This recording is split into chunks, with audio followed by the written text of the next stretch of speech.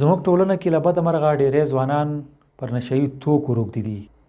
سګرېټ څکول او نصوار کول خو بیخي عادي خبره ده.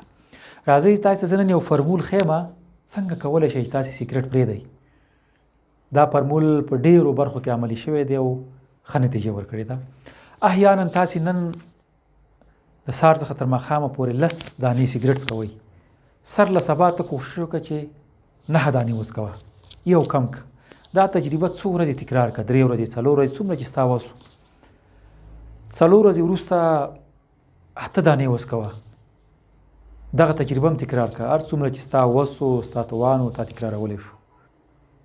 په همدغه فرمول باندې ځه کیدای شي میاشت بعد ستا د سګرېټو څکولو مقدار 3 ته راښکته شي او هغه ورځ به هم راشي له خیره چې ته به په ټوله ورځ کې 1 دانه سګرېټ وڅکوې او دغه به ستا د سګرېټ د پرېښودلو وروستی ورځ وي.